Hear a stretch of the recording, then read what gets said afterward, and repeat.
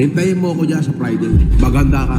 5 araw mula ngayon, makikita mo hinahanap mo. Hintayin mo sa Biyernes. Layabangan mo yung isang FLM. Putang ina, gumawa ang alamat sa Pilipinas yun. Alam mo, yung utak ng FLM, di kalibre yun. O God, namutla daw ako. Tanga, may lagnat ako. Abobo dito, hindi mo kaya yung ginagawa ko.